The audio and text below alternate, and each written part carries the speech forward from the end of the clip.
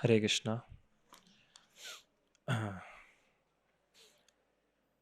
जैसा कि हम लोग यहाँ पर चर्चा कर रहे हैं, इस जो अध्याय हम पढ़ रहे हैं, इसका जो शीर्षक है, कैसे महाराज परीक्षित ने कलयुग के आगमन का सत्कार किया।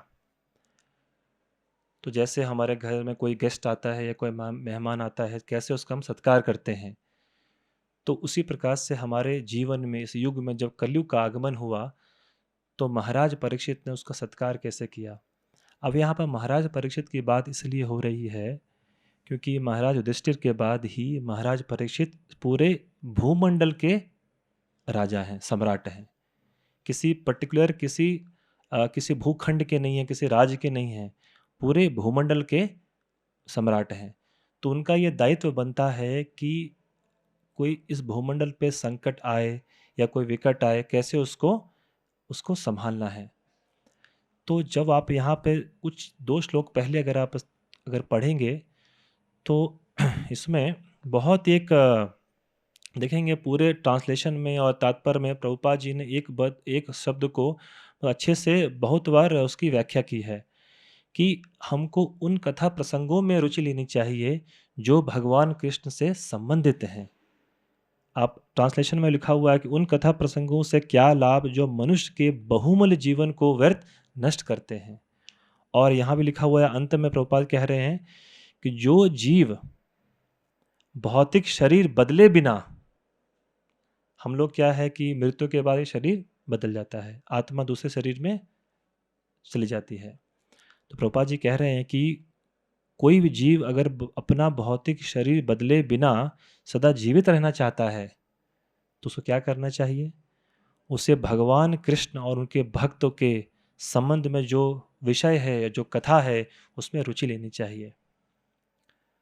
आप देखेंगे जो पांडव हैं, पांडव जब इन्होंने इस धरातल को इन्होंने जब जब छोड़ के जा रहे थे, तो पांडव लोगों में किसी ने अपना शरीर नहीं बदला।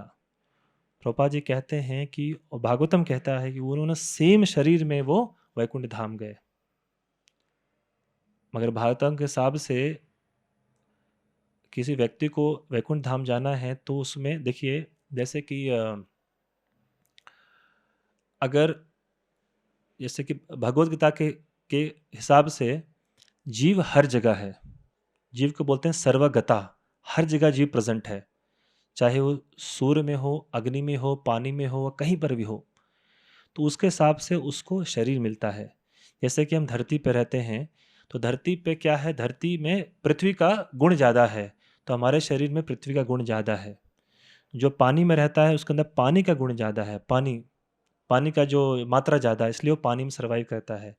जो अग्नि में रहता है उसमें अग्नि का जो ज्वलन झेलने की जो शक्ति है वो ज़्यादा है, इसलिए वो अग्नि में रहता है। मगर स्पिरिचुअल वर्ल्ड में जाने के लिए हमको अध्यात्म शरीर चाहिए जो कि इन सबसे ऊपर है। मगर आप देखेंगे कि पांडव सेम शरीर में गए, ये कैसे संभव है। तो भगवान कृष्ण की कृपा से उनका शरीर भौतिक में से वो पहले से ही स्पिरिचुअल पर्सनैलिटी हैं, उनका शरीर पहले से आध्यात्मिक शरीर है। आपको लगेगा कि महाभारत के युद्ध में उनके शरीर से ब्लड निकल रहा है और घाव बन रहा है, वो सब हमारे दृष्टि के लिए एक पर्दा है जो हम समझ नहीं पा रहे हैं।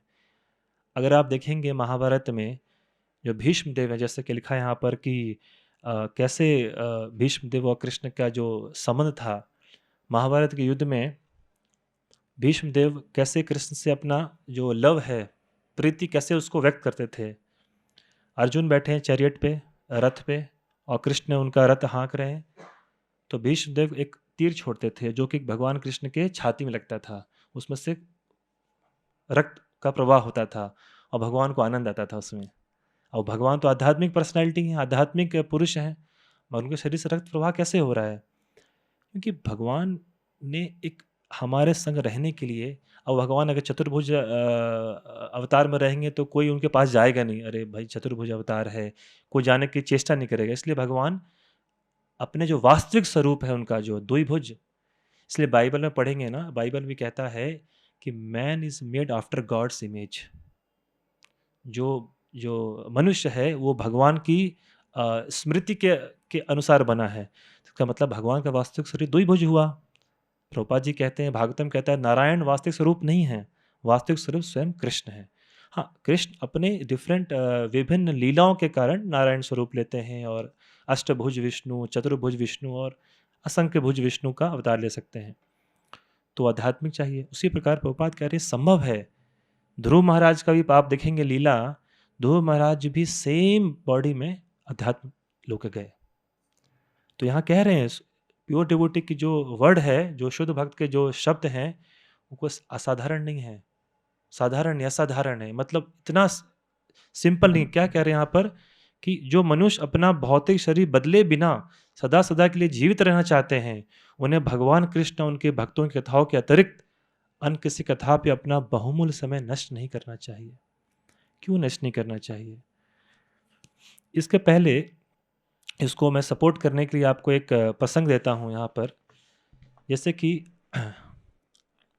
जब परीक्षित महाराज जब जब वो सम्राट हैं, तो उन्होंने अपने राज्य का भ्रमण करने के लिए, जो राजा का धर्म है कि वो भ्रमण करे, समाज में क्या कष्ट है लोगों को और क्या समाज सही सलामत है कि नहीं, देखने के लिए जब वो बाहर निकले, तो उन्होंने देखा कि एक काला सा व्यक्ति, एक जो शूद्र से भी नीचे है, वो एक सम्राट के राजा के भेष में आकर एक गाय और एक बैल के को पैरों को काट रहा है। तो राजा ने ये देख के उसको इमिडिएटली इसको दंडित किया। तो जब ये नैमिषारण्य में जब सूता गोस्वामी ये सारे सेजेस को, सारे जो ऋषि मुनियों को सुना रहे हैं, इसका विवेचन कर रहे हैं इसका, तो वहाँ पर शौनक ऋषि ने एक प्रश्न चिन्ह लगाया।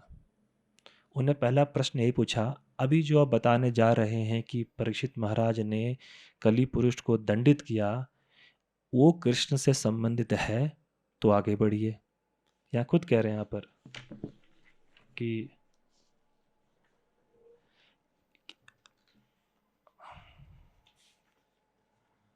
शौनक ऋषि ने पूछा कि महाराज परीक्षित ने उसे केवल दंड क्यों दिया, जबकि वह शूद्रों में अधम था। उसने राजा का वेश बना रखा था और गाय के पैरों पर प्रहार किया था। अभी प्रश्न पूछते हैं कि ये सब घटनाएं यदि भगवान कृष्ण की कथा से संबंधित हों तो कृपया इसका वर्णन कीजिए। अगर नहीं है तो फिर, तो यही हमारे जीवन में सबसे पहला प्रश्न चिन्ह होना चाहिए कि कोई भी एक्टिविटी अगर हम कर रहे हैं, उसमें भगवान कृष्ण इन्वॉल्व है कि नहीं। अगर कोई व्यक्ति कोई का आप देखेंगे कि कोई से कोई बड़ा अगर बिजनेसमैन भी है, जिसका इसको सिर्फ पैसा कमाने से मतलब है, वो हर जगह ये देखेगा कि इसमें मेरे को प्रॉफिट कितना है। अगर प्रॉफिट है तो मैं आगे काम करूँगा।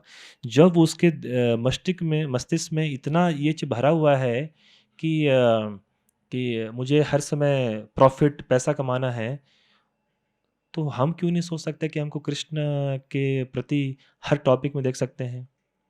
जैसे कि एक छोटा सा एक स्टोरी है, किसी ने मैं शेयर किया कि एक बहुत बड़ा बिजनेसमैन धनी व्यक्ति था। तो उसका सिर्फ यही काम है कि हर जगह जाए, कहीं भी जाए, उसको सिर्फ पैसों के बारे में सोचना है। मगर उसका बेटा जानता था कि मेरा पिता सिर्फ मनी माइंडेड है, सिर्फ पैसों के बारे में सोचता है। तो उसके दुकान पे एक साधु जी विजिट हुए और उन्होंने कहा कि आप ठीक है, आप इतना धनवान हैं, इतना पैसे वाले, क्यों नहीं आप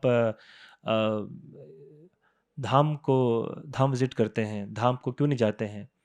तो कितना कष्ट करने पे, चेष्टा करने पे वो व्यक्ति राजी हुआ और उसको लेके गए काशी। काशी पे उसने स्नान वगैरह किया। तो उसके बाद उसने क्या देखा, जो वहाँ पर जो शमशान है, शमशान में जिसको जो जलाते हैं, तो वो देख रहा है शमशान में। तो जो साधु था सोचा चलो भाई इसको देख के कुछ शमशान वैराग्य तो फील हुआ होगा, या कुछ कुछ समझ तो आया हो कि जीवन में सब कुछ पैसा कमाना ही धर्म नहीं है। तो बोला आपको कैसा लग रहा है? तो बोल रहा है कि यार मैं जो बिज़नेस करता हूँ उसमें जो पैसा है, और यहाँ जो लकड़ी बेच के पैसा कमा रहे हैं इसमें पैसा ज़्यादा है। तो ये बिज़नेस मुझको चुनना चाहिए। तो उसका जो पूरा जो ध्यान है एक चीज़ पे केंद्रित है। तो according to laws of nature के प्रकृति गुण के अनुसार भी कि किसी चीज़ पे अगर हम अपनी शक्ति लगाएं, एनर्जी लगाएं ना, तो कर्म हमको उसको फुलफिल करने के लिए, उसको संपूर्ण करने के लिए सहायता करते हैं, प्रकृति सहायता करती है हमारी। क्योंकि भगवान भी सहायता करते हैं, क्योंकि जो जीव है, हम क्या वास्तव में क्या हैं, भगवान के पुत्र हैं। तो जीव चाहता है, भगवान चाहते हैं कि जीव इतना डिज़ायर कर रहा है, इतना इच्छा कर रहा है, तो उसकी हम मनोकामना को संपूर्ण करें। तो भगवान पूर्ण कर देते हैं। किसी में जीव अगर कुछ ज़्यादा इच्छा करता है तो भगवान ठीक है, अगर उसके कर्म में है तो भगवान उसको पूर्ण कर देंगे। तो मगर यहाँ पर अगर हम सिर्फ अगर हम अगर देखिए, भगवान अगर कोई व्यक्ति ये चाहता है कि मैं जैसा चाहूँ अगर वैसा करे, तो मैं जो चाहिए दूंगा। भगवान कृष्ण वही तो चाह रहे हैं कि अगर ये मेरे बारे में सुने और मेरे भक्तों के बारे में सुने, तो मैं इसको संपूर्ण, अपने आप को संपूर्ण दे दूंगा उसको मैं। ये तो भगवान चाह रहे हैं। मगर कलयुग में ये थोड़ा कठिन है और सरल भी है। कठिन कैसे है कि कलयुग में दो चीज बहुत जटिल है। एक है मिसमैनेजमेंट, दूसरा है लड़ाई झगड़ा। किसी चीज को मैनेज करने के लिए लड़ाई झगड़ा होता है, और लड़ाई झगड़ा को मैनेज करने के लिए कोई मैनेजमेंट नहीं है यहाँ पर। छोटी छोटी बातों पे कलह होता है यहाँ पर, छोटी छोटी बातों पे। इसका कोई कारण भी नहीं है। अभी जैसे कि आप एग्जाम्पल देता हूँ, जब युधिष्ठिर महाराज ने जब वो स्वयं महाराज बने, तो धृतराष्ट्र जिन्होंने इतना कष्ट दिया युधिष्ठिर महाराज और पांडवों को, उसके बाद युधिष्ठिर महाराज ने एक को बिना दो राय के उनको अपने भवन में रहने दिया। इनफैक्ट रहने नहीं दिया, उन्होंने कहा ये मेरा सौभाग्य है कि वो रहें। और जब विदुर जी ने उनको चुपके से रातों रात उनको ब्रिज करके वन में ले गए, तो महाराज युधिष्ठिर शोक कर रहे हैं कि जब हम छोटे थे तो कैसे हमको देखभाल करते थे। आज के ज़माने में क्या है, भला जाए यार, हमको क्या फ़र्क पड़ता है। मगर आज के कलयुग में क्या है, अगर कोई व्यक्ति 10 भला करे और एक उसमें से गलती हो जाए, तो हम इस गलती को अच्छे से मैग्नीफाई कर देते हैं, बोलते हैं ये ऐसा ही है। ये कलयुग का प्रभाव है। ऐसा नहीं है कि लोग चाहते हैं कि जो प्राकृतिक गुण हैं और कलयुग का जो प्रभाव है, इसको अधिक हमारे मन पे हावी करके आपको यही दर्शन दिखाता है। जो हमने अक्सर मूवी देखी है, मूवीज़। अभी कोई मूवीज़ देखता है, पिक्चर देखता है, एक पिक्चर होती है, एक्शन मूवी होता है, एक मूवी होता है, इमोशनल मूवी होता है, लव स्टोरी होता है। तो जो डायरेक्टर है उसने जानबूझ के मूवी का थीम ऐसा रखा है कि लोगों में ये मैसेज जाए। समझ रहे बात को? अगर इमोशनल मूवी है तो इमोशनल मैसेज जाएगा, एक्शन मूवी है तो एक एक्शन फाइटिंग सीन मैसेज जाएगा। उसी प्रकार से जो जो प्रकृति है और जो माया है, हमारे जीवन में हमको इस प्रकार हमारी इंद्रियों को और हमारी जो बुद्धि को ढक लेती है, वो जो मैसेज हमको देना चाहती है वो मैसेज निकलता है। इसीलिए वहाँ पर हमको अपने बुद्धि का, तो उसको सही कैसे किया जाए? तो उसको हम इसलिए कि अगर हम जीवन में प्रयास भी करें कि हम जो भी अपने जीवन में जो भी गतिविधियां हैं, दिनचर्या है, उसमें भगवान कृष्ण को आमंत्रित करें, तो हमारा जीवन बहुत सरल तरीके से जाएगा। मगर हम कृष्ण की कथा सुनने के लिए हम किसका सहारा लेते हैं? यूट्यूब का, इंस्टाग्राम का, फेसबुक का। कोई गलत नहीं है अगर सही माध्यम है तो। मगर क्या है, आप लोगों से ये कॉमन चीज़ है, सब लोग इस बात पे अगर मैं बोलूँ तो एग्री करते हैं। हम देखने कुछ और जाते हैं और देख कुछ और करके ख़त्म करते हैं हम। चलो आज कुछ वीडियो सुनेंगे, कुछ इंस्पिरेशनल वीडियो या अध्यात्म का वीडियो सुनेंगे, मगर वो पहुँचते-पहुँचते पर्पस, उसका उद्देश्य ही ख़त्म हो जाता है। तो ये उसका क्या बोलते हैं, डिसएडवांटेज है उसका। क्या कर सकते हैं? तो वो अब एक यूट्यूब में क्या है, जैसे कि बोलते हैं ना, माया इधर है, कृष्णा इधर है। यूट्यूब में दोनों एक ही जगह है। माया भी इधर है, कृष्णा साथ में ही आपके साथ है। आपके फिंगर ट्रिप पे डिपेंड करता है कि आप प्रेस करते हैं। आपने लिखा कृष्णा और जो कल की मूवी आ जाएगा उसमें आपको कृष्णा उसमें संबंधित है ऐसे करके। तो यूट्यूब जो कि आजकल का जो बोल रहे हैं एआई विज्ञान है, आर्टिफिशियल इंटेलिजेंस पे काम कर रहा है, तो ऐसा है। तो हमको बहुत सतर्क होना चाहिए कि हमको अगर यूट्यूब से भी ज्ञान लेना है, सोशल मीडिया से लेना है, तो सही तरीके से लेना है। तो इसीलिए देखेंगे आप कि ज्ञान लेने के लिए एक चेन होता है, डिसिप्लिन सक्सेशन बोलते हैं। जैसे कि अभी जो शौनक ऋषि जो नैमिषारण्य के जो जितने भी ऋषि मुनि हैं वो सुन रहे हैं सूता गोस्वामी से। सूता गोस्वामी ने सुना सुखदेव गोस्वामी से। स्वयं थे जब परीक्षित महाराज को जब ज्ञान दिया जा रहा था वो स्वयं थे वहाँ पर। सूता गोस्वामी ने सुना सुखदेव गोस्वामी से। सुखदेव गोस्वामी ने सुना किससे, को बता सकता है? अपने पिता व्यासदेव से। और व्यासदेव तो स्वयं रचयिता हैं भागवतम के, उन्होंने खुद लिखा है। तो ये सिस्टम है सारा। उसी प्रकार से हमको भी इसी सिस्टम में सुनना है। आप लोग भी इसी सिस्टम के पार्ट हैं। अभी जो इस सिस्टम में जुड़ा हुआ है, जरूर नहीं मैं, कोई भी व्यक्ति अगर भगवत गीता के वचन को एज इट इज यथारूप जैसा भगवान कह रहे हैं वैसा ही सुनाता है तो उसका ज्ञान कभी लॉस्ट नहीं होगा, समाप्त नहीं होगा। इससे फर्क नहीं पड़ता। इसलिए क्यों हम लोग कैसे ज्ञान को बांट रहे हैं? प्रभुपाद के बुक डिस्ट्रीब्यूशन के द्वारा, या कहीं पे मिलो तो किसी को कृष्ण के बारे में कहिए। चैतन्य महाप्रभु कहते हैं ना कि यारे देखो तारे कहो कृष्ण उपदेश, जिसको मिलो उसको कृष्ण के बारे में बोलो। तो उसमें क्या गलत है? इसमें कोई हानि नहीं है, पैसा नहीं है। मगर अगर आप देखेंगे कि ये एक सटल, एक सूक्ष्म के रूप में काम करता है। अगर हम कोई भी इस विषय पे अगर मंथन करें, मनन करें, जो कि कृष्ण से संबंधित नहीं है, वो चीज़ क्या होगी? वो हमको निराशा, दुख, चिंता सो कारण बनेगा, अकारण। अभी कोई बोलता है कि मैं तो कोई गलत काम करता नहीं हूँ, मैं तो किसी का अहित भी नहीं चाहता हूँ, किसी के बारे में गलत सोचता भी नहीं हूँ, फिर भी मेरे साथ बुरा क्यों हो रहा है? हम सब पहले एक मोबाइल यूज़ करते थे, नोकिया का मोबाइल, बहुत पहले। अचानक से नोकिया बंद हो गया। मार्केट में नए नए एंड्रॉयड आने स्टार्ट हो गए, एप्पल फ़ोन आना स्टार्ट हो गया। तो नोकिया के जो ग्रुप ऑफ जो इंजीनियर्स थे और वहाँ के सीईओ थे, तो उन्होंने एक मीटिंग बिठाई और उन्होंने एक विचार विमर्श किया। तो उसके सीईओ ने एक लाइन बोली।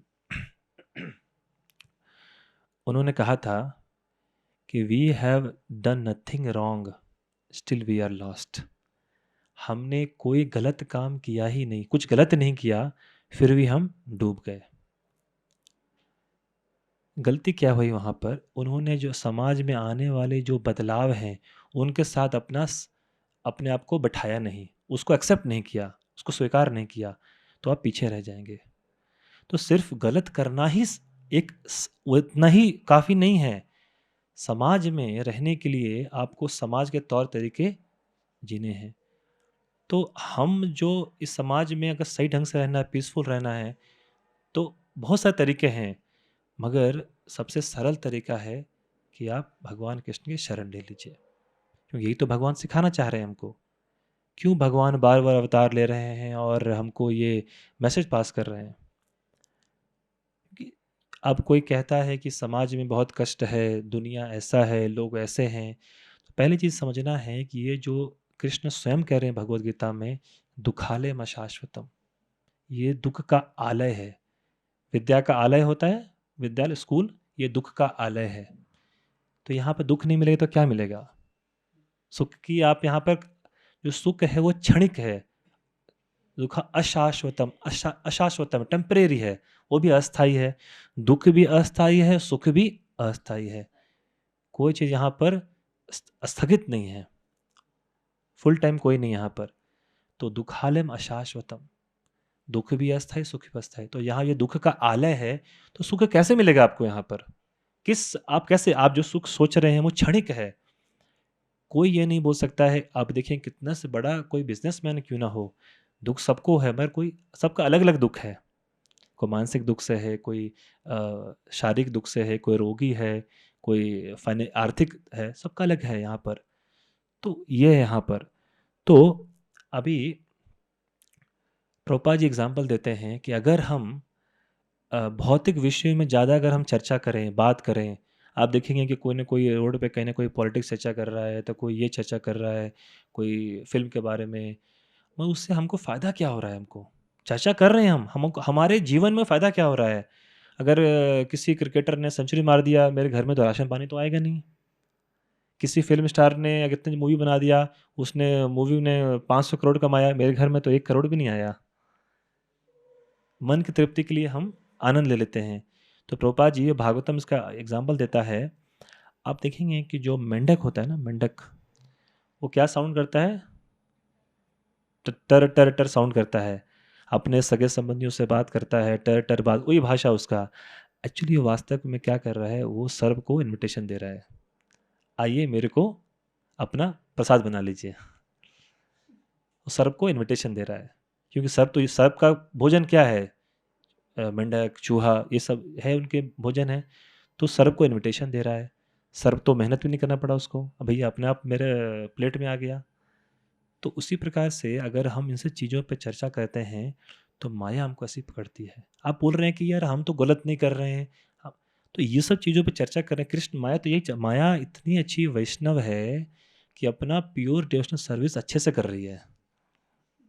माया भगवान की इतनी अच्छी मतलब दासी है कि 1% भी उसके सर्विस में कोई मतलब दाग नहीं है। अच्छे सर्विस कर रही है कि जीवों को यहीं बांध के रखा जाए। देखिए माया है ना, हमको 2 प्रकार से हमको पकड़ती है। ऐसे तरीके बहुत हैं, मगर वास्तविक में 2 प्रकार है। पहला, संग से, बाहर के संग से, कि ये हम जैसे बताया इसमें विषयों पे ये सब संग है ना हमारे। आप चाहे आप किसी के साथ बातचीत कीजिए, या सामाजिक जो भी जो जो भौतिक जो एलिमेंट्स है, भौतिक जो गुण हैं, उनके साथ संग करने से माया हमको धरती है। और दूसरा है हमारे जो अपने अंतर चेतना में पहले के जो पूर्व संस्कार द्वारा, और जो पहले के जो हमने जो गतिविधि द्वारा जो हमने जो एक भावना और एक चेतना जो बैठा ली है उसके द्वारा। आप एग्जाम्पल मान के चल लीजिए कि अगर आप बहुत आपने बचपन से पूरा क्रिकेट मैच देखा है, क्रिकेट के फ़ैन हो गए हैं। अब आपके मन में लगेगा आप इतना सरल नहीं है क्या, क्योंकि इंडिया पाकिस्तान का मैच आ रहा है और आपका कोई महत्वपूर्ण काम है, एग्ज़ाम है, फिर भी उधर पे हमारा ध्यान जाएगा ही जाएगा। आप कहीं बाहर से नहीं देख रहे, अंदर से वो बाहर से एक मिल गया, न्यूज़ मिल गया, अरे आज इंडिया पाकिस्तान का मैच है, तो आपको देखने को कहीं नहीं मिल रहा, पर अंदर से वो एक चेतना हमको फोर्स करती है। तो हमारा जो जो कहते हैं, इंग्लिश में कहते हैं ओल्ड मी, मेरा जो पुराना जो मैं हूँ, वो हमको वो भी हमको उस रूप में भी माया हमको पकड़ती है। तो एक बाहर रूप से और अंतर रूप से। तो उसी प्रकार से जब हम विषय चीज़ों पर चर्चा करते हैं तो माया हमको पकड़ लेती है, जिस प्रकार से एक सर्प एक मेंढक को पकड़ लेता है। तो अभी बोलेंगे कि यहाँ समाज में तो बहुत सारी चीज़ें वस्तु हैं। कैसे हम ये क्या बोलते हैं समझें कि किसको कृष्ण से संबंधित करना है? जैसे कि प्रभुपाद जी कह रहे हैं यहाँ पर कि कुरुक्षेत्र युद्ध जो कि राजनीति है, कूटनीति है, वो सब भी भगवान से संबंधित है तो पढ़ सकते हैं। आप देखेंगे कितने भी हमारे इतिहास में कितने बड़े-बड़े युद्ध हुए हैं, मगर सब लोग चर्चा करते हैं महाभारत के युद्ध का। कोई सिर्फ हिस्ट्री किताबों में पढ़ेंगे हम, अलेक्जेंडर का युद्ध हो गया या इसका युद्ध हो गया, डिफरेंट डिफरेंट डायनेस्टी का युद्ध हो गया, मगर जो जो लोग जिसका जो क्या बोलते हैं जो चर्चा करते हैं और जिसको क्या बोलते हैं ये एक उसको आधार मान के उसको समाज को मैसेज पास करते हैं महाभारत, क्योंकि उसमें कृष्ण उसमें सेंटर में है। इसलिए देखिए भगवान ने बड़ी चतुराई से पूरे महाभारत के युद्ध में भगवता के बीच में रख दिया है। पूरे महाभारत के युद्ध में भगवता बीच में है, तो भगवत गीता महाभारत का एक पार्ट है। तो उसी प्रकार से इसलिए भगवान ने तो जो भी चीज़ें भगवान से संबंधित हैं और भगवान के दास उनके भक्त संबंधित हैं, तो हमको उसकी चर्चा करनी चाहिए। इसलिए रूपा गोस्वामी कहते हैं निर्बंधे कृष्णा संबंधे युक्ता वैराग्यम उच्यते। अभी बोलेंगे कि अभी देखेंगे आप हम सबको बहुत कलयुग में सबसे एक चीज़ डिफ़िकल्ट है कंट्रोल करना, अपने जिह्वा को, चाहे वो बोलने में हो या खाने में हो। इसलिए रूपा गोस्वामी कहते हैं निर्बंधे कृष्ण संबंधे। आप बोलिए 24 घंटों बोलिए, मगर कृष्ण के बारे में बोलिए। 24 घंटों खाइए, कृष्ण प्रसाद खाइए। आप देखिएंगे, आप हमारे मंदिरों में, इस्कॉन मंदिरों में अच्छे अच्छे रेस्टोरेंट लगे हुए हैं और वैराइटीज़ एकदम डिफरेंट डिफरेंट विभिन्न प्रकार के व्यंजन हैं। एक्चुअली इन सब की ज़रूरत नहीं है। एक सिंपल खिचड़ी प्रसादम अन्नदान काफ़ी है। मगर हम अपने जीवा को नियंत्रण नहीं कर सकते हैं, तो उनको कंट्रोल करने के लिए इस प्रभुपाद जी ने मॉडर्न समाज को समझते हुए ऐसा एक फैसिलिटी प्रोवाइड किया है, ताकि चलो भाई खाने के अच्छे से मंदिर में प्रसाद के रूप में जो कितना खाना है आप खाइए। आपको अ, अ, किसी को घूमने का बहुत शौक है, धाम जाइए, भगवान के धाम जाइए। किसी को गाने का बहुत शौक है, भगवान के कीर्तन गाइए। तो कृष्णा कॉन्शियसनेस में ऐसा नहीं है कि जो सिर्फ जो मंदिर में ज्वाइन किया है वही भगवान धाम जा सकता है, ऐसा नहीं है। कृष्णा कॉन्शियसनेस में, इस कृष्णा भावनामृत में कोई भी अंग पकड़ लीजिए, वो आपको, जैसा कि किसी को भगवान का दर्शन करने में आनंद आता है, दर्शन कीजिए। किसी को भगवान के बर्तन धोने में आनंद आता है, किसी को झाड़ू पोछा करने में मंदिर में, किसी को प्रीचिंग करने में, किसी को प्रचार प्रसार करने में, किसी को प्रसादम वितरण करने में। कृष्णा कॉन्शियस ऐसा है, एक एक एक मीठे लड्डू की तरह है। आप कहीं से भी खाएंगे आपको उतना ही मीठा लगेगा।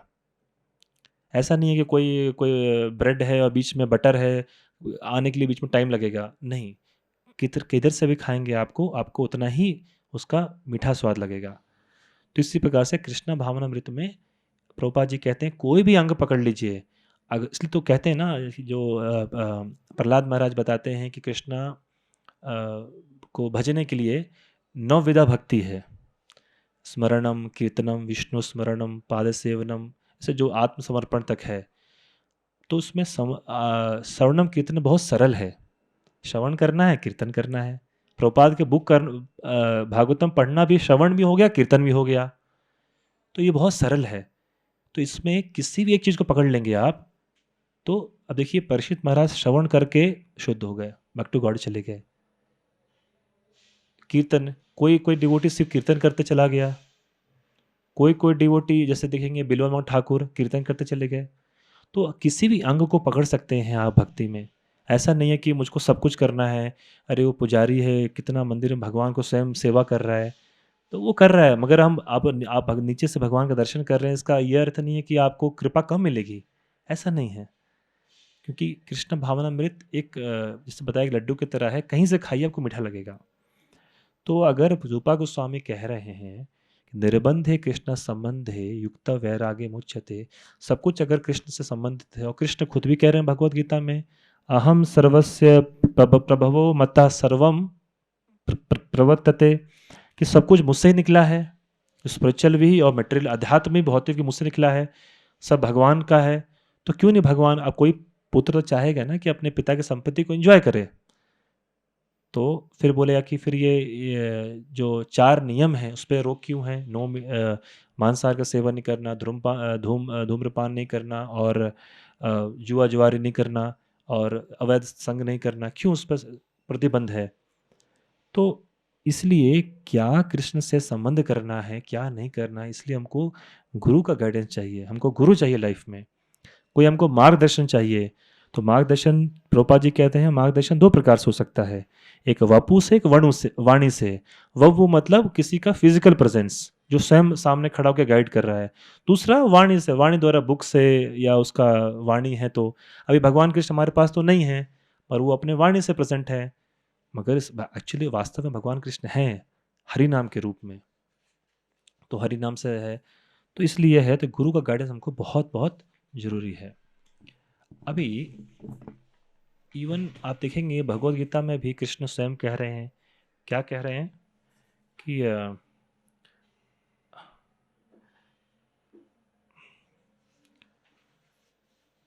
9 चैप्टर में 9वें, जो कि जिसका नाम है मोस्ट परम गुह्य ज्ञान, उसमें भगवान क्या कह रहे हैं, यत करोषि यद अश्नासी यद जुहोषि ददासी यद करोषि, करो जो भी तुम करो, यद अश्नासी, और जो भी तुम खाओ, और यद जुहोषि, जो भी तुम अर्पण करो, ददासियत, और जो भी तुम चैरिटी में दो, मेरे को सेंटर के करो। अभी खाने की जैसे बताइए, वो भी कर्म करो, ऐसा कर्म कीजिए जिसमें वो कृष्ण सेंटर में है, कृष्ण केंद्र में है। खाने के लिए बताया प्रसादम है, या कोई भी चैरिटी है, उसमें भगवान कृष्ण द्वारा कथित है या उनके शुद्ध भक्त द्वारा कथित है। तो इन सब करने से क्या होता है, हमारा जो समय होता है वो सही जगह पे इस्तेमाल होता है। अब ये देखेंगे, भागवतम में एक श्लोक है, श्लोक सेकंड सेकंड दूसरे स्कंद में है कि आयुर्हरति वै पुंसाम उद्यन अस्तम च यन असो। आयुर्हरति, हमारा जो आयु है कैसे उसको कौन हरता है। हर मतलब उसको कोई निकाल खींच लेता है हमसे, कैसे आयु हरता है। तो आयु हरति वै पुंसाम उद्यन अस्तम च यन असो। उदय और अस्त से, जो सूर्य उदय होता है सूर्य अस्त होता है, हमारा एक दिन चला गया तो हमारी आयु हर गया। तो काल जो है, जो समय है, इसी प्रकार से हमारी आयु हरता है। उद्यन अस्त च यन असो। इसलिए प्रभु, और जो सूर्य है, जो सूर्य का अस्त होना और उदय होना अस्त होना, हमारा एक दिन का आयु जा रहा है।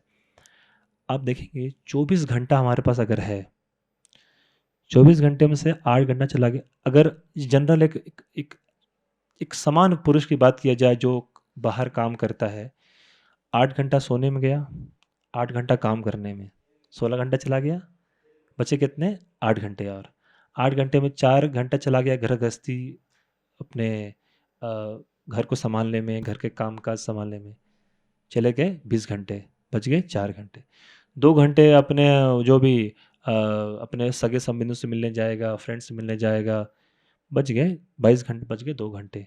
2 घंटे वो भक्ति करने जाएगा तो दूसरे प्रॉब्लम आ जाएंगे फिर वहाँ पर।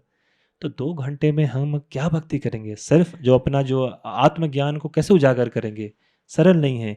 इसलिए प्रभुपाद जी कहते हैं, कृष्ण कह रहे हैं कि पूरे दिनचर्या को आप कृष्ण से संबंधित कर दें। 8 घंटे वर्क कीजिए, कोई दिक्कत नहीं, कीजिए। उसका जो रिजल्ट है, आप ये सोचिए चलो मैं ये जो कर्म कर रहा हूँ इससे जो भी मेरे को पूंजी होगी, इसमें कृष्ण भावनामृत में या अपने जीवन में कृष्ण को लाने के लिए उसका प्रयत्न करूँगा। घर में फोटो रखिए, उसको पूजा पाठ कीजिए, प्रचार चैंटिंग कीजिए, हो गया। रेस्ट लीजिए, सोचिए चलो मैं रेस्ट ले रहा हूँ ताकि मैं कर्म कर सकूँ। मगर हम 8 घंटा, 9 घंटा, 10 घंटा निकल जाता है रेस्टिंग में। तो इसलिए आयुर्हरति वै पुंसाम। तो प्रभुपाद जी कहते हैं कि, प्रभुपाद ने एक स्टेटमेंट बोला है कि अगर हम डेली कृष्णा बुक और कृष्ण संबंधित चीज़ों पर चर्चा करेंगे हम, तो सूर्य का उदय होना अस्त होना हमारी आयु को नहीं हरेगा। जैसे यहाँ स्वयं कह दिया है ना प्रभुपाद जी ने, कोई व्यक्ति अपना भौतिक शरीर बदले बिना अगर जीवित रहना चाहता है तो वो संभव है अगर वो भगवान कृष्ण से संबंधित चीज़ों को सुने। अब परीक्षित महाराज को तो गर्भ में ही हत्या करने का प्लान किया गया था, अश्वत्थामा ने जो ब्रह्मास्त्र को छोड़ा था, मगर भगवान कृष्ण ने उसको बचा लिया। ऐसे बहुत सारे हैं। आप देखेंगे चित्रकेतु महाराज की जो स्टोरी है, चित्रकेतु महाराज के एक पहली पत्नी हुई, उनसे कोई उनको पुत्र प्राप्ति नहीं हुई। सेकंड पत्नी, उससे भी नहीं हुआ। थर्ड पत्नी, उससे नहीं हुआ। ऐसे करते करते उन्होंने 10 लाख पत्नियों से विवाह किया, उसमें से कोई पुत्र नहीं हुआ उनको। तो बाद में एक मतलब किसी ऋषि मुनि के कृपा से उनको एक पुत्र प्राप्त हुआ। अब सभी रानियों में से एक रानी को पुत्र प्राप्त है, तो बाकी रानियों को ईर्ष्या तो होगी ना, तो जनरल है। तो सभी ने क्या किया, उसको विष देके उसकी हत्या कर दी। अब वो जो चित्रकेतु महाराज विलाप कर रहे हैं, तो नारद मुनि ने उस स्थिति को समझा और वहाँ पर प्रकट हुए। तो उन्होंने फिर बताया कि किसके लिए विलाप कर रहे हो, तो बोला मेरे पुत्र था, वो चला गया। तो नारद मुनि ने अपनी शक्ति से उस सोल को वापस लेके आया, और वो जो मृत जो शरीर था वो जीवित हो गया, और वो जीवित होकर भगवदगीता का ज्ञान दे रहा है। क्योंकि वो सोल जो वास्तव में है, सोल ज्ञान दे रहा है। जो सोल है एक्चुअली, जो आत्मा है, वो वास्तविक कृष्ण भावना में हमेशा परिचित है। अभी क्या है कि हम, अब जैसे कि मान के चल लीजिए आप कि हम एक स्किन बैग में बंधे हुए हैं। ये जो शरीर है एक ढांचा है, और एक चमड़े का बैग है, उसमें बंधे हुए हैं हम। तो उसी प्रकार से जब सोल को, जब वास्तविक जो हमारी आत्मा, जो हमको आत्म साक्षात्कार ज्ञान होता है, आत्म साक्षात ज्ञान करने के लिए नहीं आपको पहाड़ों में जाना है, वहाँ जाना है। देखेंगे भगवत गीता में कृष्ण ने अर्जुन को ध्यान योग बताया, कर्म योग बताया, ज्ञान योग और हठ योग सब बताया, मगर किसी चीज़ को अनुमति नहीं दी कि तुम ये करो। अनुमति सिर्फ एक चीज़ को दी, भक्ति योग को। और भक्ति योग कितना सरल भी है। भगवान के नाम को उच्चारण करना है, कोई भी काम करना है भगवान से संबंधित करना है। अगर आप देखेंगे अष्टांग योग में उसको कहीं पर दूर पहाड़ों में या नदी के किनारे आपको बैठना है और एक पूरे पीठ को स्ट्रेट करके बैठना है और कोशिश करना है कि मैं ध्यान लगाऊं, ना कि यहाँ पर ध्यान लगाऊं और आंखें आधी खोलूं और मैं सोऊं। ये भी ध्यान देना है भाई कोई जानवर ना आ जाए, कोई सर्प ना आ जाए। भले ही वो लोग मृग की छाल और बाघ की छाल पे बैठते हैं, फिर भी कितना कष्ट है। सारे जो वर्षा ऋतु, शरद ऋतु सभी को झेलना है। भक्ति योगा में कुछ ठंड लग रहा है, एक जैकेट पहन के जपा कर लो, हो गया काम खत्म। कोई चीज़ नया चीज़ नहीं करना है। ठंड लग रहा है, सॉक्स पहन लो, टोपी पहन लो, मफलर लगा लो, जप करो, भगवान दर्शन करो, प्रसाद पाओ। कोई कष्ट है ही नहीं इसमें। कष्ट सिर्फ हमारे मन में है बस। अगर हम कृष्ण से दूर जाएंगे तो माया हमको पकड़ लेगी। माया का सबसे जो माया ना जंजीर बांध के रखी है हमारे पैर में, तो माया छोड़ती नहीं है। माया को जिस दिन लगेगा ना, और माया जैसे कि जेल में जो जेल का जो जेलर होता है, वो उसी व्यक्ति पर नज़र रखता है जो भागने की कोशिश करता है। जो भागने की कोशिश नहीं करेगा उसको नज़र क्यों रखेगा? तो हम लोग जेल से भागना चाहते हैं, सब माया बोल रहे अरे ये भागना चाहता है, माया अपना जंजीर से पकड़ लेती है उसको। जो नहीं भागना चाहता, मैं बोलती ये तो भागना ही नहीं चाहता, ये तो यहीं रहना चाहता है। इसको क्या, इसको इसको इसको तो अच्छे से योग निद्रा में, मतलब माया निद्रा में सुला के रखी हुई है। उसको तो भागना ही नहीं है, वो तो बोल रहा है यहीं मुझे आनंद आ रहा है। कोई अगर जेल में कैदी बोलेगा मुझे यहीं आनंद आ रहा है, यहीं, अब ठीक है भैया यहीं यहीं रहना है तो यहीं आनंद रखते हैं। और जो बुद्धिमान व्यक्ति है वो बोलेगा ये वास्तविक जीवन नहीं है। जेल की जो चार दीवारी या अंधेर काल कोठरी है, ये वास्तविक जीवन नहीं है। वास्तविक जीवन उजाले में है। तो वो भागने की कोशिश करता है तो माया उसको पकड़ लेती है। मगर वो कई बार यत्न करता है, प्रयत्न करता है, तो कृष्ण देखते हैं कि ये मेरे पास आने के लिए बहुत आतुर है। तो अब कोई जेल में कोई व्यक्ति अच्छा व्यवहार कर रहा है, उसको उसको ये लग गया हाँ यार मैंने समाज को क्षति पहुंचाई है, हानि पहुंचाई है, इसलिए मेरे को ये सज़ा मिली है कि मैं यहाँ हूँ, और अच्छा व्यवहार कर रहा है, ये कर रहा है। तो जेलर खुद चाहेगा कि अरे यार छू छोड़ दी, समाज में रहने लायक है अभी।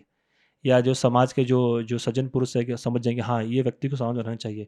उसी प्रकार कृष्ण देखते हैं कि हाँ अब ये व्यक्ति अपने सही बुद्धि पे आ गया है और ये मेरे साथ मेरे धाम में रहने के लायक है। तो माया खुद ब खुद जंजीर को छोड़ देती है। तो उसी प्रकार से कि हमको अगर हम अपनी चेतना को भगवान कृष्ण पे लगाएं और हमको ये विश्वास दिलाएं कि मैं आना चाहता हूँ। देखिए भगवान कृष्ण हमसे अभी पूर्ण 100% समर्पण नहीं मांग रहे हैं। उनसे समर्पण हमसे नहीं मांग रहे क्योंकि उनको पता है कि हम अभी समर्पण नहीं कर सकते हैं। कोई बच्चा जब चलना शुरू करता है तो कोई भी माँ ये नहीं चाहती तुम अभी दौड़ना स्टार्ट कर दो। वो धीरे खड़ा होता है, गिरता है, उठता है, गिरता है, फिर धीरे धीरे चलता है। उसी प्रकार से कि हम कई जन्मों से यहाँ बंधे हुए हैं। तो जब हम खड़े होने की कोशिश करते हैं तो भगवान लगता है अरे अभी खड़ा हो रहा है, तो भगवान कृष्ण स्वयं उसे बचाने के लिए कभी अपने शुद्ध भक्त को भेजते हैं या किसी न किसी दूसरे दूसरे बहाने से उसको ये अवगत कराते हैं कि आपको क्या करना है अभी। ठीक है अब गिर के कोई बात नहीं, फिर से खड़ा हो जाओ। मगर अब माया हमको क्या कराती है, देखो लास्ट तुम खड़े हुए थे, गिर गए थे, तुमसे कहाँ भक्ति होगा, चुपचाप बैठे रहो वहीं पर। माया मन में डाउट क्रिएट करती है, लास्ट टाइम तुम कोशिश किए थे और तुम अब जैसे कि कोई व्यक्ति बहुत आदी है, बहुत एडिक्टेड है, मान के चल लीजिए स्मोकिंग करने का, उसको मालूम चला रही है स्मोकिंग तो नहीं करना चाहिए। तो उसने 1 महीना कोशिश किया, 2 महीना कोशिश किया, 3 महीने कोशिश किया, और चौथे महीने में जो अंदर जो ऑलरेडी बैठा हुआ है अरे करो इंजॉयमेंट करो, वो स्मोक कर लेगा। अब ऐसा नहीं है कि भैया कि भगवान बोलेंगे देखो, भगवान ऐसे नहीं है। समाज समाज देखता है कि देखो ये पीछे छुप के एक एक इवेंट पे समाज उसको ये मोहर लगा देगा कि ये आदमी स्मोकिंग है, नशेड़ी है बोलते हैं जो। मगर कृष्ण ऐसे नहीं है। ठीक है इसने 3 महीने कोशिश किया, ये जानने के बाद ये नहीं करना है, फिर गिर गया, कोई बात नहीं, फिर अपॉर्चुनिटी देंगे भगवान। फिर 6 महीना या ऐसे करते करते करते फिर वो उठ के चलना स्टार्ट कर देता है। तो इस चीज़ों पे अगर हम ध्यान नहीं देंगे और सिर्फ हम सांसारिक चीज़ों पे, देखिए हम संसार में बंधे हुए हैं, इसमें कोई दो राय नहीं है, मगर जब ज्ञान होने पर हमको इससे बाहर निकलना चाहिए। अभी जैसे कि अगर कोई चार पुरुष ने, कोई जैसे चार जो हमारे वर्ण हैं, ब्राह्मण, क्षत्रिय, वैश्य, शूद्र, मान के चलिए चारों ने मिलकर एक व्यक्ति की हत्या की, तो सजा किसको मिलना चाहिए ज़्यादा? ब्राह्मण को, क्षत्रिय को, शूद्र को या वैश्य को? सबसे ज़्यादा सजा किसको मिलनी चाहिए? क्यों? कि ब्राह्मण समाज का एक उत्तरदायी व्यक्ति है, उसके पर समाज का जो ज्ञान बांटने का कंधों पर उसका उत्तरदायी है, रिस्पॉन्सिबिलिटी है। जब वही ऐसा कर्म करेगा, रक्षक जब भक्षक बन जाएगा, तो फिर उसको सजा मिलनी चाहिए। शूद्र तो कुछ पता ही नहीं है, वो तो बोल रहा है हाँ मैं तुमको पैसा दूंगा, 10,000 रुपये, आ जाओ मेरे साथ मर्डर में शामिल हो जाओ, वो तो अज्ञानी हो जाएगा। सजा तो उसको भी मिलेगी, मगर जो सजा की जो परसेंटेज है वो वेरी करेगी। तो उसी प्रकार से जब हमको ज्ञान हो जाता है कि भैया अभी कोई जैसे कि कोई नादान व्यक्ति, अ, कोई व्यक्ति, जैसे कि अगर कोई मान चलिए एक एग्जाम्पल मान लीजिए, किसी बच्चे ने अगर किसी पर से पत्थर फेंक के मारा, छोटा बच्चा था, किसी व्यक्ति के सिर में लग गया, उसका वहीं पर मृत्यु हो गई। कोई बच्चे को कोई कोर्ट में कचहरी में कहीं ले जाएगा, वो अकस्मात हुआ। मगर वही अगर कोई नौजवान मारेगा तो पूरा उसको पर कोर्ट कचहरी या मुकदमा चलेगा। क्यों? भले ही उसने अनजाने मारा हो, मगर वो व्यक्ति ज्ञानी व्यक्ति है, उसमें ज्ञान है। तो उसी प्रकार से जैसे कि माया हमको, जब जब हमको ज्ञान मिलता है और जब हम जानते हैं कि ये नहीं करना चाहिए, इसके पीछे कारण भी जानते हैं, तो भगवान कृष्ण और गुरु कोई गुस्सा नहीं होता है कि अरे, थोड़ा अपसेट होता है कि देखो भाई तुम अपने आप को ही नुकसान पहुंचा रहे हो, क्या फ़ायदा तुमको होगा, तुमने लास्ट टाइम नुकसान पहुंचाया था। इसलिए कि प्रभुपाद जी कहते हैं कि फर्स्ट क्लास इंटेलिजेंट व्यक्ति, बुद्धिमान व्यक्ति कौन है? जो सुन के समझ जाता है, ये कर्म करने से मेरे को ये फल मिलेगा तो मैं कर्म नहीं करूँगा। दूसरा इंटेलिजेंट व्यक्ति है जो सुन के नहीं मानता, देख के मानता है, अच्छा ये असर है। तीसरा बोलता है अरे सुनना देखना नहीं है, खुद अपने पे ऑब्जर्व करता है, अच्छा मैंने ऐसा फील किया, ओके।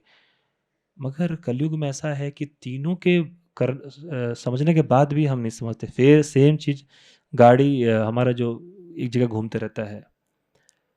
तो देखिए क्या है, तो चाणक्य पंडित भी कह रहे हैं ना यहाँ पर कि एक समय नष्ट भी किया गया। क्या कहते हैं? आयुष क्षणों एकोपी, आयुष क्षणों एकोपी न लभ्य स्वर्ण कोटि भी ही।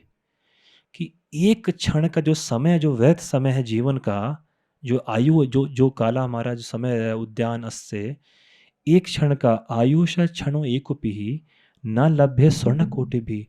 उसको आप स्वर्ण कोटि भी दे देंगे ना, लाखों अगर स्वर्ण की मुद्राएं दे देंगे ना, फिर भी उस समय को वापस आप नहीं ला सकते।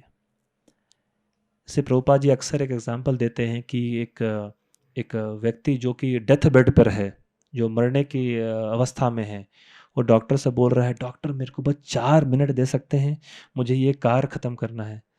डॉक्टर बोला 4 मिनट क्या, मैं तुम्हें 4 सेकंड नहीं दे सकता हूँ।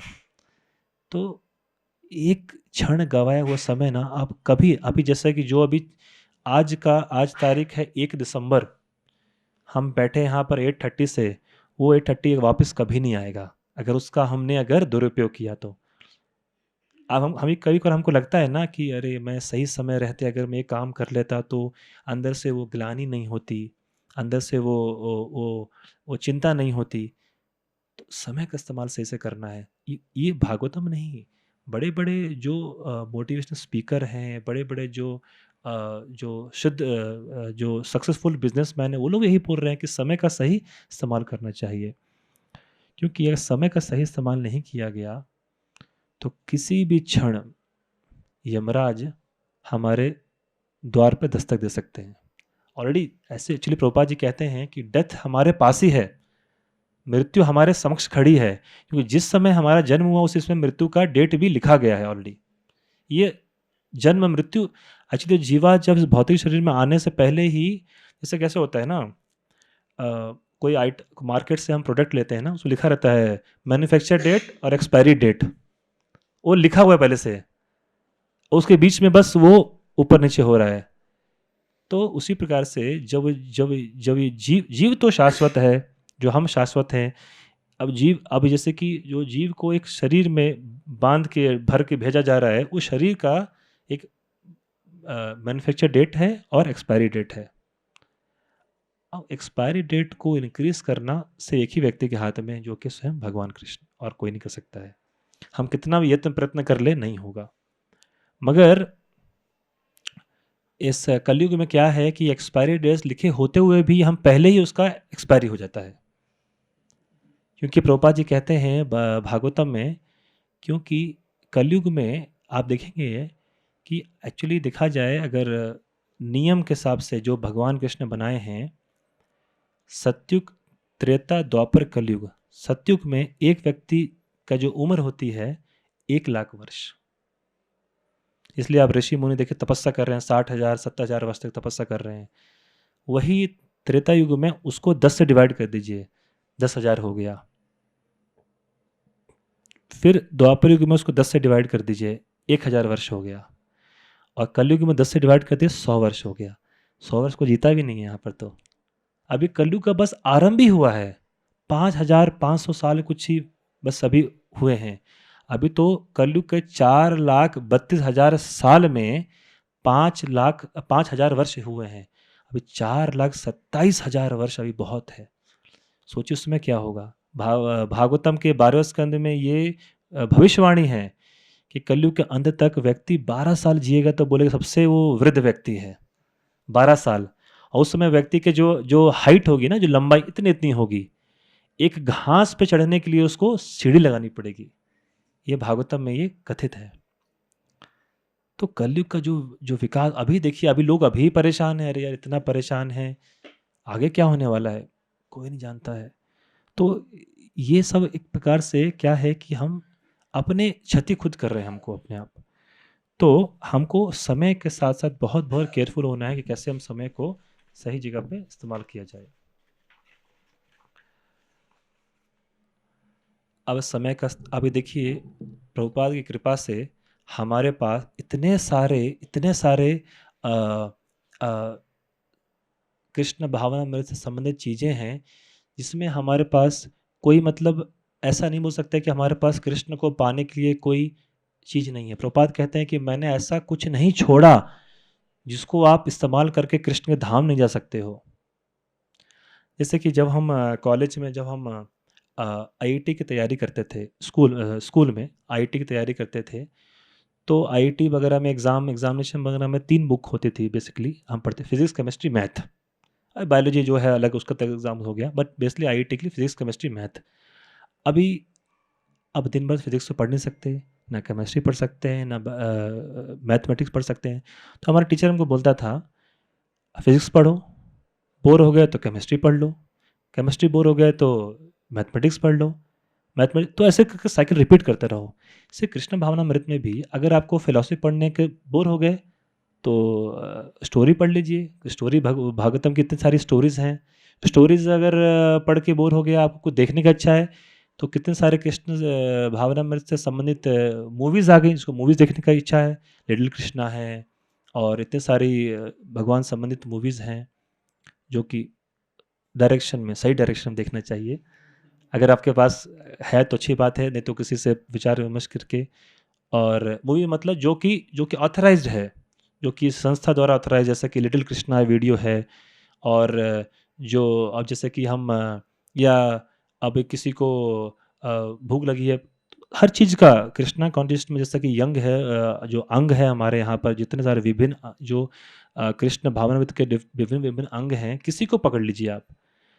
पढ़ने की इच्छा नहीं है, स्टोरी पढ़ लीजिए। स्टोरी पढ़ने की इच्छा नहीं है, थोड़ा चर्चा कर लीजिए, कृष्ण कथा पर चर्चा कर लीजिए, प्रसाद कर लीजिए। थोड़ा मन, थोड़ा चेंज ऑफ माइंड चाहिए, थोड़ा भगवान के धाम चले जाइए। तो भगवान को प्रार्थना करने से सब कुछ पॉसिबल है। अगर हम सच्चे मन से प्रभुपाद को, अपने गुरु को और भगवान कृष्ण को प्रार्थना करेंगे, अगर आप समर्पण करेंगे ना हृदय से ना, आप, मैं ये मेरा वचन नहीं है, ये स्वयं कृष्ण का वचन है और सभी का एक्सपीरियंस है। आप किसी चीज़ को अपनी इच्छा से, मन से अगर आप उसको अगर प्रार्थना करेंगे, तो भगवान कृष्ण स्वयं उसको पूर्ण करने के लिए स्वयं आगे आते हैं। जैसे कि एक बार एक डिवोटी एक स्टोरी शेयर करते हैं कि प्रभुपाद जब स्टार्टिंग में जब इस्कॉन का स्थापना हो रही थी विभिन्न विभिन्न देशों में, तो वहाँ पर प्रभुपाद जी क्या था कि डेली आते थे और डेली जाते थे मॉर्निंग वॉक के लिए। आपने देखा होगा सुबह सुबह प्रभुपाद मंगल आरती करके सुबह भ्रमण के लिए जाएंगे। तो स्टार्टिंग में तो कोई भी जा सकता था। कुछ समय के बाद क्या हुआ, जो जो थोड़े वरिष्ठ जो भक्त हैं, सीनियर डिवोटीज हैं, वही जाते थे, क्योंकि वो लोग वगैरह प्रभुपाद के लेक्चर रिकॉर्ड करते थे, बाकी लोग मंदिर में के सेवा करते थे। तो उसमें एक व्यक्ति, एक डिवोटी था, उसे काफ़ी इच्छा थी कि मैं भी प्रभुपाद के साथ जाऊं जाऊं। तो उसको मालूम चला कि प्रभुपाद यहाँ पर इस केंद्र में 9 दिन रहने वाले हैं। तो उसने इच्छा की कि मैं भी प्रभुपाद के पास जाऊं, प्रभुपाद के साथ सुबह सुबह मॉर्निंग वॉक को जाऊं, प्रभुपाद का संग पाऊं। तो पहला दिन बीत गया, नहीं हुआ। दूसरा दिन बीत गया। वो कैसे बोले, क्योंकि सिर्फ सीनियर डिवोटी ही अलाउड है। जूनियर डिवोटी, क्योंकि पहले किसी जूनियर डिवोटी ने पूछ लिया, उनको बोला नहीं नहीं यहीं बैठो सेवा करो मंदिर में। 3 दिन बीत गए, 4 दिन बीत गए, 5 दिन बीत गए, 6 दिन में 7 दिन। अब ये डिवोटी क्या करे। इससे सीधा जाके भगवान कृष्ण को प्रार्थना किया, जो भगवान की जो अर्चा मूर्ति थी, कि देखिए मुझे ऐसे ऐसे प्रभुपाद साथ जाने का विचार है, और प्लीज़ मेरी मेरी मनोकामना फुलफिल कीजिए। और प्रभुपाद के जो विग्रह है उसको भी प्रार्थना कर रहा है।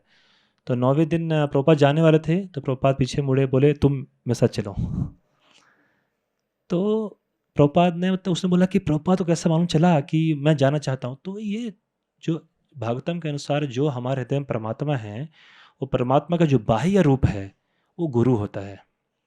क्योंकि परमात्मा कृष्णा वंदम जगत गुरु बोलते हैं, तो कृष्ण हमको अंदर परमात्मा के रूप में हमको गाइड कर रहे हैं, वही बाह्य रूप में गुरु गाइड करता है। एक्चुअली वास्तव में परमात्मा हमको निरंतर हमको गाइड कर रहे हैं, बस उस आवाज़ को सुनने के लिए हमको थोड़ा सा ध्यान लगाना है बस। आप कभी सोचते हैं कोई गलत काम करने से पहले अंदर एक तो चेतना आती है ना कि काम गलत है, चाहे वो चोरी के काम क्यों ना हो। हर चोर जानता है कि अरे चोरी को मैं पकड़ा जाऊंगा, वो आत्मा, वो परमात्मा की आवाज़ है, या आपके अंतर मन की आवाज़ है, मगर फिर भी हम करते हैं, या जो भी है, आवाज़ आवाज़ को पहचानना है। तो इस जो आज श्लोक आपने पढ़ा, इसका यही सारांश है कि हम जीवन को ऐसा ढालिए कि धीरे धीरे कि हम अपने आप को कृष्णमय बना लें, कृष्णमय बना लें। क्योंकि कभी भी हम हमारा अंतिम समय आ सकता है, कभी भी हमारी मृत्यु, हम नहीं, हम प्लानिंग करके बैठे हैं, हम ये करें हम करेंगे, बहुत अच्छी बात है कृष्ण भावना मृत्यु में, मगर कभी भी हम इसको, इस देह को छोड़ना पड़ सकता है। तो आज का विषय हम यहाँ समाप्त करते हैं।